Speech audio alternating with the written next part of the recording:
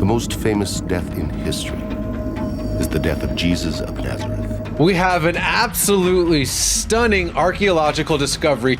It shaved off 1,000 years of manuscript transmission and let us see what the Hebrew Bible was like, what scrolls were like around the time of Jesus and the disciples. He walked here once, and then the earth erased it. In 724 AD, a Bavarian bishop named Willibald stood on the shores of the Sea of Galilee and recorded something extraordinary. A church built directly over the home of Peter and Andrew, the first apostles of Jesus. New evidence confirming the biblical town of Bethsaida, the birthplace of Peter, Andrew, and Philip. How could a place so sacred simply vanish? And why would generations of scholars insist it never existed at all? Buried beneath the northern Galilee, archaeologists have now uncovered a massive Byzantine basilica, its mosaics frozen in time, deliberately constructed over first-century walls, and etched with a name no one expected to find here: Peter. This is not just the rediscovery of a lost church. It is a discovery that forces history to confront what it may have gotten wrong about the very origins of Christianity: the lost city of the apostles, Bethsaida. The name means house of the fishermen in Hebrew, and according to the Gospel of John, it was the hometown of 3 of Jesus' original disciples: Peter, Andrew, and Philip. This was not just any village. This was ground zero for the apostolic mission. According to the scriptures, it was here that Jesus healed a blind man in a miracle recorded only in the Gospel of Mark. Fishers of men, where Jesus healed the blind man and fed the 5,000. It was near here that he fed the 5,000 with 5 loaves and 2 fish. And it was here, according to the Gospel of Matthew, that Jesus performed so many mighty works that when the people still refused to believe, he pronounced one of the most terrifying judgments in all of Scripture. "Woe to you, Bethsaida," Jesus declared. "For if the mighty works done in you had been done in Tyre and Sidon, they would have repented long ago in sackcloth and ashes. But I tell you, it will be more bearable on the day of judgment for Tyre and Sidon than for you." And then something strange happened. The city vanished. By the 4th century, Bethsaida had disappeared from the historical record. Roman historians stopped mentioning it. Maps no longer showed it. For nearly 2,000 years, scholars argued about where it had actually been located. 2 sites competed for the title. One was called etched, a rocky mound positioned high in the hills, about 2.5 kilometers from the shore. It had impressive Iron Age ruins, but there was a problem. It was too far from the water to have ever been a fishing village. The second candidate was El Araj, a swampy patch of ground right on the northern shore of the Sea of Galilee. Most scholars dismissed it. The area flooded constantly. Surely nothing could have survived there. They were wrong. What researchers eventually discovered was that El Araj had been buried, not destroyed. Around the 3rd century, the Sea of Galilee rose significantly. According to Professor Aviam, there are about 40 centimeters of silt between the Roman layer and the Byzantine layer at the site. The lake had flooded the ancient village, covering it in mud. The Jewish fishing community that had lived there during the time of Jesus was literally swallowed by the water, preserved beneath layers of sediment like a time capsule. When the water eventually receded and Christians came looking for holy sites in the 5th century, they found the remains. And they knew exactly what they were looking at. The excavation begins. Nobody believed them. When Professor Mordecai Aviam of the Kinneret Institute for Galilean Archaeology and Professor R. Stephen Notley of Nyack College announced they were going to dig at El Araj, the archaeological community largely shrugged. The site was a swamp. It flooded every winter. The competing location for Bethsaida, a hilltop site called etched, had been excavated for over 30 years and boasted impressive Iron Age ruins. El-Araj had nothing but reeds, mud, and mosquitoes. But Notley had spent years studying the ancient texts, and something did not add up. The Jewish historian Josephus described Bethsaida as a fishing village on the shore of the lake that was transformed into a small Roman city called Julius. The New Testament placed it right on the water, a place Jesus could reach by boat. Et-Tel sat on a hill, 2.5 kilometers from the shoreline. It could not have been a fishing village. The descriptions did not match. El-Araj, on the other hand, was only 200 meters from the current water's edge. If Bethsaida existed, Notley believed, it had to be here, buried beneath the mud, waiting. The first official excavation season began in 2016. The conditions were punishing. The site sits in the Bethsaida Nature Reserve on the northeastern shore of the Sea of Galilee, and the summer heat in the Jordan Valley is relentless. Temperatures regularly exceed 35 degrees Celsius, sometimes pushing toward 40. The humidity near the lake wraps around you like a wet blanket. Flies swarm constantly, and every spring, when winter rains fill the lake, the water table rises and floods the excavation trenches. In 2020, photographs showed the entire site submerged under green, algae-filled water. The lake, it seemed, wanted to keep its secrets. Volunteers came anyway. They traveled from the United States, Canada, Hong Kong, Slovakia, Brazil, and the United Kingdom. They paid their own way. They hauled buckets of dirt, pushed wheelbarrows under the scorching sun, and carefully scraped away centuries of sediment with trowels and brushes. Professor Notley's wife, Sunya, has volunteered since the beginning. She jokes that she hates heat, hates humidity, and hates dirt. Yet she keeps coming back year after year. One volunteer from Hong Kong, an audio engineer named Zachary Wong, has returned to every season since 2017, bringing his wife and young son. The boy started coming when he was 2 years old, and for the first season, it looked like the skeptics were right. The team uncovered Byzantine ruins from the 5th and 6th centuries. They found Crusader-era pottery, remnants of a medieval sugar factory. Interesting, but not what they were looking for. Critics began to whisper that El-Araj was a dead end, that the Roman layer everyone hoped to find simply did not exist, that the site had been underwater during the time of Jesus. Then came the second season in 2017, and everything changed. Digging beneath the Byzantine floor, the team pushed through 40 centimeters of loose soil and silt, sediment deposited by the nearby Jordan River over centuries of flooding. And beneath that silt, they struck something unexpected. Roman bricks, ceramic tubes called tubuli used in ancient heating systems, fragments of mosaic flooring with a distinctive black and white geometric pattern, the unmistakable remains of a Roman bathhouse. This was the breakthrough. Roman bathhouses did not exist in simple Jewish fishing villages. They were markers of urbanization. Stories into the sky.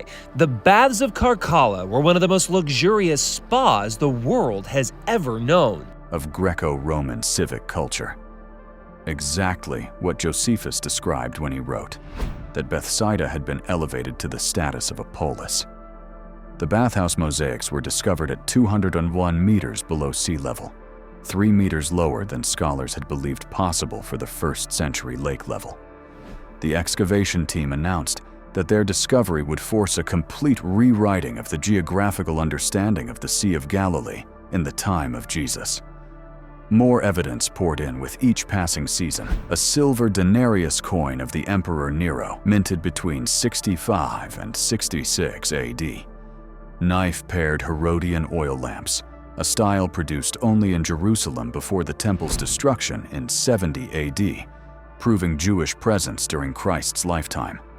Lead fishing weights by the dozens. Stone vessels typical of Jewish households that observed purity laws. And in a later season, a rare inkwell was discovered inside a house that also contained fishing weights, suggesting that at least some first-century fishermen in this village could read and write. Every day, the argument gets stronger and stronger, Professor Notley declared. We are coming to the point where you say there is no question now. The question mark is finished. We are on the site of Bethsaida, truly. The skeptics had been wrong. The swamp had not destroyed the ancient village. It had preserved it, sealing the ruins beneath layers of protective mud like a time capsule. We're here to look at the opening of a time capsule from 1914. Waiting patiently for someone stubborn enough to keep digging. But the team was far from finished. In 2019, as excavations continued, the walls of a massive structure began to emerge from the earth. A structure measuring 27 by 16 meters, oriented east to west, its floors covered in elaborate mosaics. The lost Church of the Apostles, the very building that Bishop Willibald had described visiting in 724 AD, was finally coming back into the light. And beneath that church, the team would soon discover something even more extraordinary. First-century walls, carefully preserved by Byzantine builders, who believed with absolute certainty that they had found the actual home of Peter. The inscription. In the summer of 2022, during the 6th excavation season, the team made a breakthrough. Working in the church's diaconicon, a side room used as a sacristy where clergy prepared for services, they uncovered a large Greek inscription set into the mosaic floor. The mosaic was filthy, caked with 15 centuries of accumulated grime. Cleaning it in the blistering heat was painstaking work. But as the conservators carefully removed the dirt, letters began to emerge. The inscription was framed within a round medallion made of 2 lines of black tesserae. Professor Leah de Segni of Hebrew University and Professor Yaakov Ashkenazi of Kinneret College. The inscription was framed within a round medallion made of 2 lines of black tesserae. Professor Leah de Segni of Hebrew University and Professor Yaakov Ashkenazi of Kinneret College translated the text. It began with the name of a donor, Constantine, the servant of Christ. This was not Constantine the Great, the famous Roman emperor, but an otherwise unknown Byzantine Christian who had funded some aspect of the church's construction or decoration. But it was what came next that made the archaeological community take notice. The inscription continued with a petition for intercession addressed to the chief and commander of the heavenly apostles. This title was not obscure or ambiguous. Byzantine Christian writers routinely used this exact phrase to refer to one specific person, the Apostle Peter. It was a formal theological title that acknowledged Peter's primacy among the disciples, his role as the rock upon which Jesus said he would build his church. This discovery is our strongest indicator that Peter had a special association with the basilica, and it was likely dedicated to him, Professor Notley announced. Since Byzantine Christian tradition routinely identified Peter's home in Bethsaida, and not in Capernaum, as is often thought today, it seems likely that the basilica commemorates his house.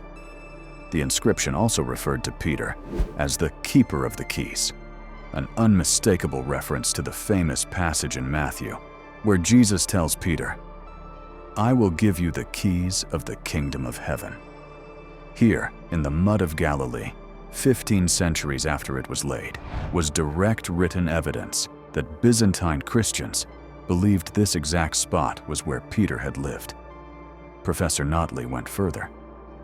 "I am restrained in what I can say about the results," he wrote in a blog post on August 8, 2022, the final day of that season's excavation. "But I will say that there will be a small earthquake in the Christian world. I could be mistaken, but I think the results will be seen as one of the most important discoveries for New Testament archaeology in this century." Beneath the church.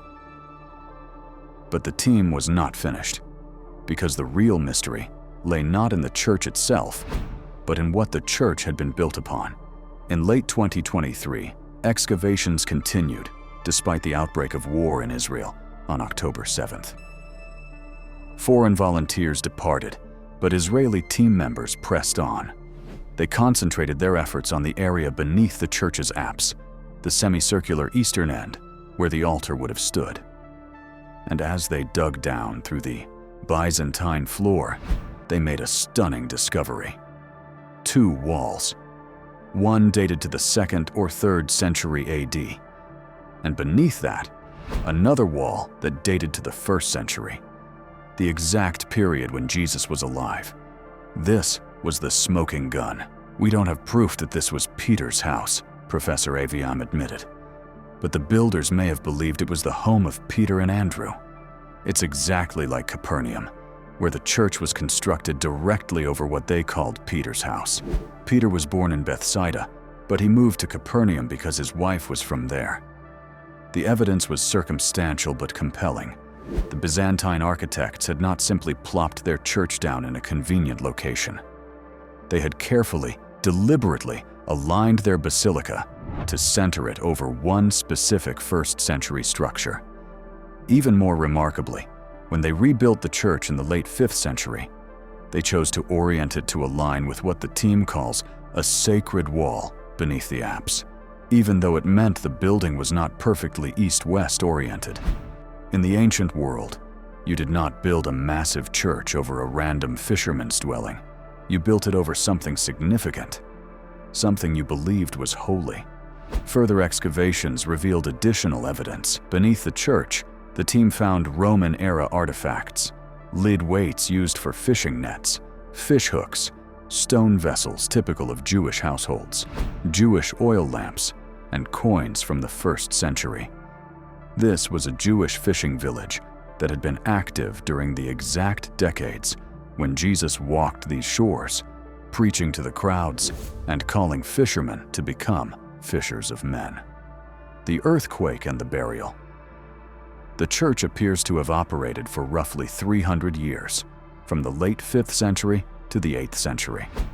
Multiple phases of construction and renovation were discovered, indicating that it was an important pilgrimage site that required ongoing maintenance and investment. But in 749 AD, catastrophe struck. On January 18, 749, a massive earthquake devastated the entire region.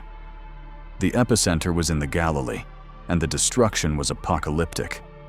The historian Theophanes the Confessor, writing in the 9th century, recorded that the quake affected Palestine, Syria, and regions east of the Jordan River.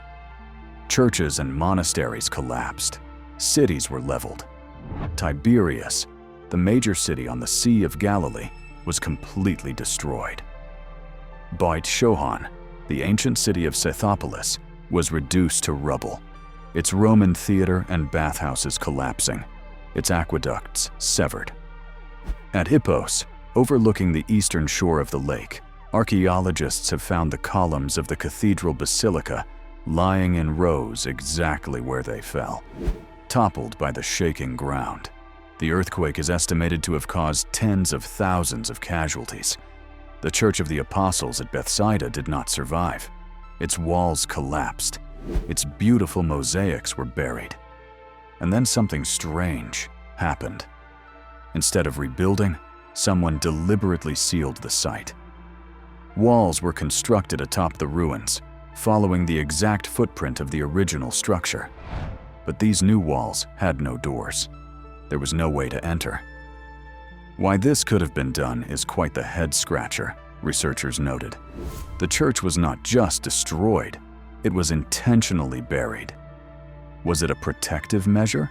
An attempt to preserve the sacred site from looters or desecration? Was it a ritual sealing, closing off a holy place until some future day? No one knows for certain. What we do know is that Bishop Willibald had visited the church just 25 years earlier, in 724 AD. His travel journal records that he saw the Church of the Apostles built over the house of Peter and Andrew. And then the earthquake came, and the lake rose, and the mud covered everything. For over 1,000 years, the location was forgotten. What it means. So what does all of this actually mean? Why should anyone care about a ruined church buried in mud on the shores of a lake in northern Israel? The answer touches on some of the deepest questions in Christian history, questions that have divided believers for centuries and continue to shape the faith of billions of people today. Let us start with the most immediate implication. For over 100 years, tourists and pilgrims have been visiting Capernaum, a few kilometers west along the shore of the Sea of Galilee, to see what has been promoted as the House of Peter. An octagonal Byzantine church was built there over a 1st century dwelling. And since 1921, when a Franciscan priest named Gaudens Orfali proposed the identification, it has been widely accepted as the home of the apostle. Millions of Christians have knelt there, prayed there, wept there, believing they were standing on sacred ground where Peter himself once lived. But Professor Notley argues that 1,700 years of earlier Christian tradition consistently placed Peter's home in Bethsaida, not Capernaum. The Gospel of John explicitly states that Bethsaida was the hometown of Peter, Andrew, and Philip. Byzantine pilgrims traveling to the Holy Land. Archaeological evidence confirming the biblical town of Bethsaida, the birthplace of Peter, Andrew, and Philip, Jesus' 3 apostles, situated on the northern shore of the Sea of Galilee. Repeatedly described visiting a church at Bethsaida, built over the apostles' house. It was only in the 20th century, after Orfali's proposal, that the scholarly consensus shifted to Capernaum. And there is a critical architectural problem. The church at Capernaum is an octagonal structure, not a basilica. Bishop Willibald described visiting a basilica at Bethsaida in 724 AD. The building at El Araj is a basilica. The building at Capernaum is not. Indeed, it is a smoking gun, Professor Aviam declared after the inscription was discovered. We can now certainly say that this is the church visited by Willibald, and for him, it is Bethsaida. So it is for us. This discovery does not prove that Peter actually lived in that exact spot. The inscription cannot speak to the accuracy of the Byzantine builder's choice of location. There are 40 centimeters of silt between the Roman layer and the Byzantine layer, representing centuries during which the village was flooded and abandoned. By the time Christians returned to build their church in the 5th century, the local memory of precisely which house belonged to which fisherman may well have been lost. But what the discovery does prove is that Byzantine Christians believed they had found Peter's home, and they invested enormous resources over 3 centuries to commemorate that belief. And this leads to a deeper theological question, one that has divided Christianity since the Reformation. The inscription calls Peter the chief and commander of the heavenly apostles. This is not a neutral language. It is not calling him first among equals. It is explicitly hierarchical, placing Peter at the top of the apostolic order. The phrase was standard terminology among Byzantine Christian writers, referring specifically to Peter, and its presence here, in the mud of Peter's own hometown, adds archaeological weight to a debate that has raged for 500 years. The Catholic Church has long based its institutional authority on the belief that Peter was the first pope, that Jesus appointed him as the rock upon which the church would be built, and that papal authority flows in an unbroken line from Peter himself. The Church of St. Peter in Rome was constructed over what tradition holds to be Peter's grave. Now it appears that Peter's childhood home was similarly commemorated, with a grand basilica built directly over the place where he grew up. Protestant traditions have often challenged this view, arguing that Peter was merely a leader among equals, that no single apostle held supreme authority over the others, and that the papacy is a later historical development, rather than a direct appointment by Christ. The discovery at El Araj does not settle this debate. No archaeological find could.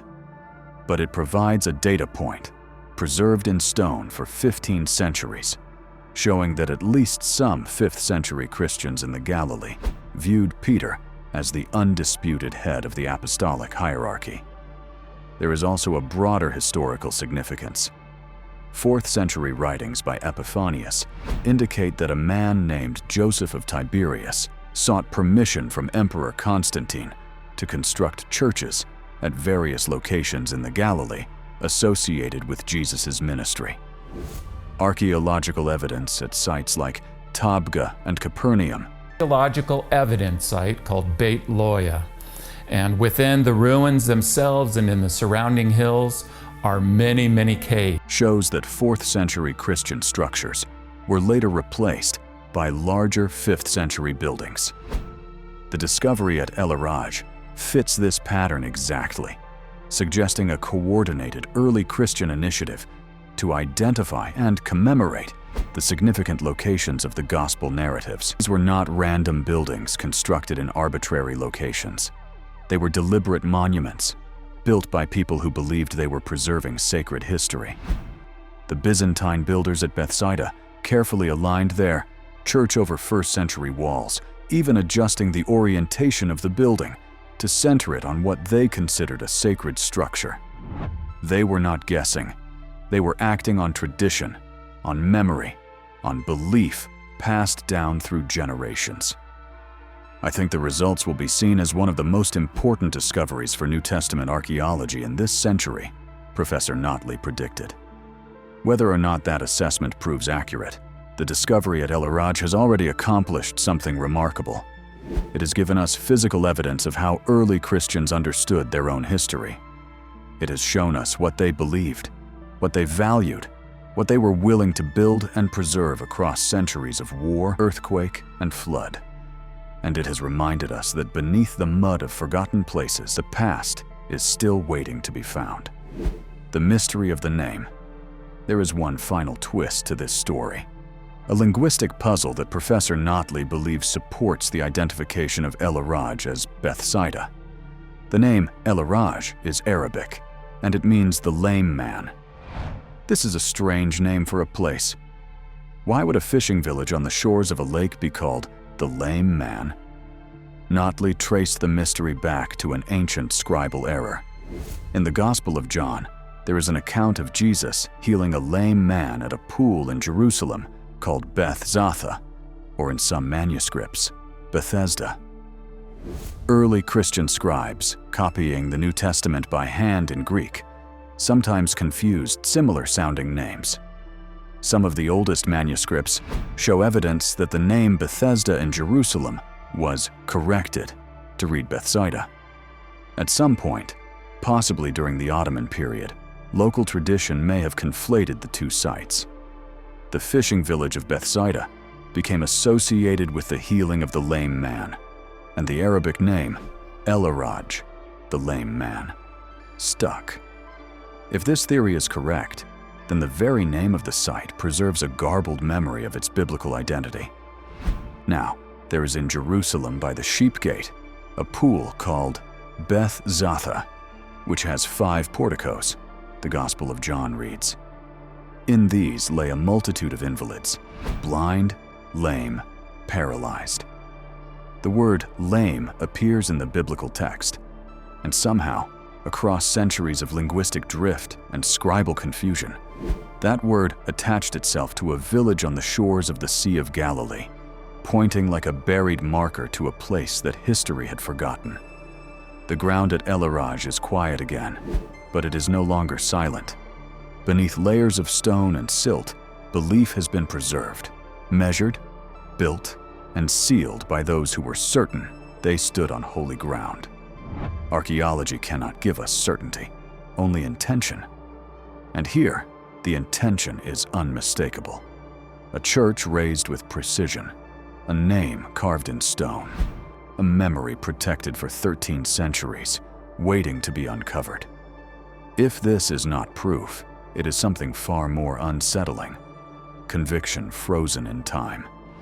And as new ground is opened, as new walls emerge, from the soil, one question remains. If this much was hidden in plain sight, What else is still buried along these shores, waiting for history to change its mind once again?